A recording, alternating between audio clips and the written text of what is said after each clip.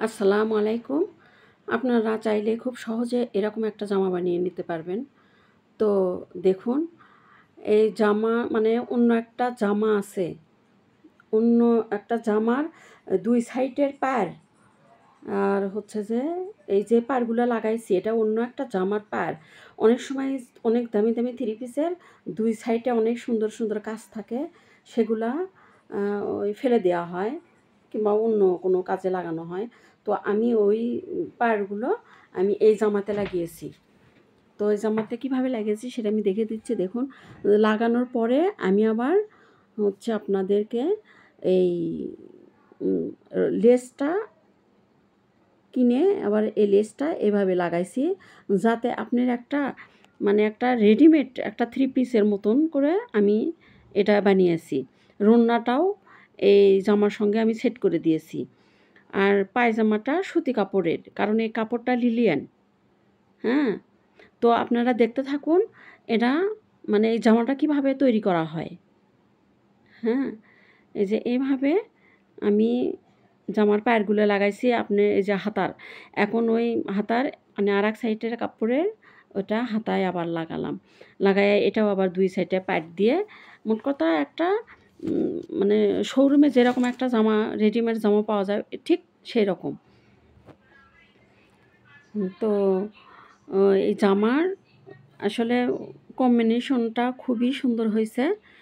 তো এই জামার ডিজাইন দেখে একটা আপু আমাকে কমেন্ট করেছে যে, "আপু আপনি একটা ব্লাউজ কাটিং এর সেলাই দেখান।" হুম? তো অবশ্যই আপু আপনাকে অনেক, অনেক ধন্যবাদ। তো এরপরে আমি আপনাকে একটা ব্লাউজ কাটিং দেখাবো। কারণ আমি একা তো, ওইজন্য আমার হ মানে আমার এই কাজ মানে অনেক থ্রি পিসের মানে সবাই আমি বেশিরভাগ থ্রি পিস বানাই। এই ব্লাউজ অন্য অনেক কিছু বানাই না সময়ের অভাবে। হ্যাঁ, ব্লাউজ অনেক সময় লাগে।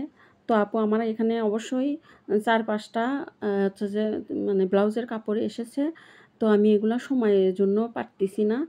তো আমি অবশ্যই আপনাকে খুব সুন্দরভাবে ব্লাউজ কাটিং এবং সেলাই আমি দেখিয়ে দেব। ধন্যবাদ। আর দেখুন এই যে আমি এখন গলাটা সেট করতেছি। পাড় লাগানো শেষ, আমি গলাটা সেট করতেছি। যে গলা আপনার হচ্ছে যে এই যে গলার কাপড়টা লাগানোর পরে উপর দিয়ে সেলাই দিচ্ছি। এই গলার উপরেও কিন্তু আমি পাড় বসাবো। হুম? গলার উপরেই পাড় বসাবো। তো এই জামার কাজের নিচে কিন্তু একটু ওই যে ঝুলপি অ্যা লাগানোর সুতা দিয়ে ঝুলপি বেনে লাগানোর কথা ছিল। তো এটা আপনার হচ্ছে যে ওই সুতা এই কালারের নাই। ঠিক আছে?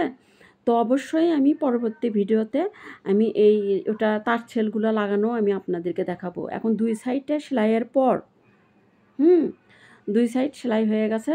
সেলাইয়ের পরে এখন দেখুন আমি এই সাইড কিভাবে মোড়াচ্ছি।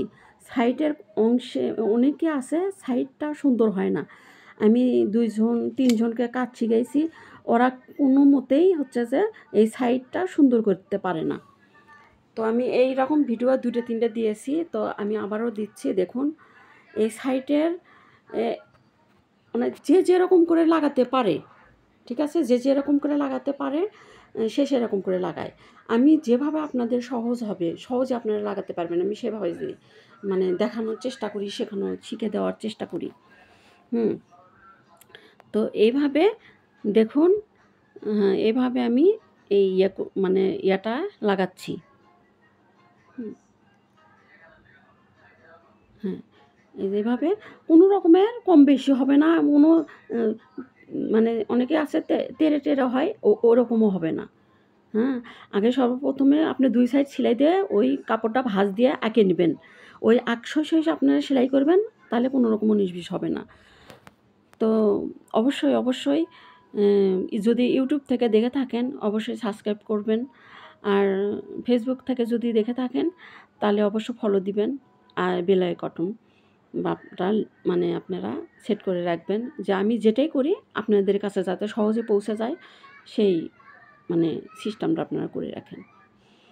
আর মানে টিকটকে তো হচ্ছে যে অনেকে আপুরা কমেন্ট করে। আর টিকটকে আমার একটা ভাইয়া, উনি শেয়ার করে দিয়েছে, হ্যাঁ, ওনাকে অনেক অনেক অনেক ধন্যবাদ। তো এই যে দেখেন শেষ ফিনিশিং। আমি এখন হাতাটা লাগাবো।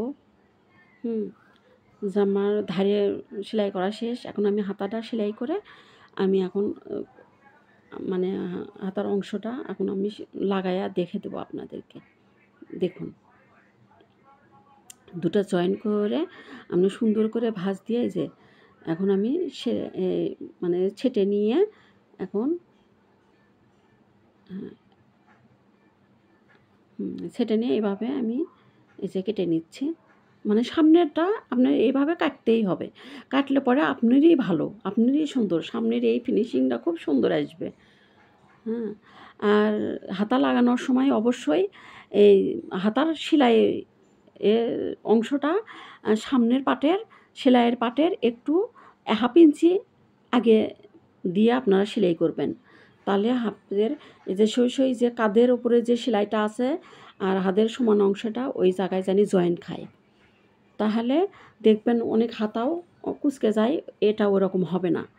তো অবশ্যই ধন্যবাদ আপনাদেরকে।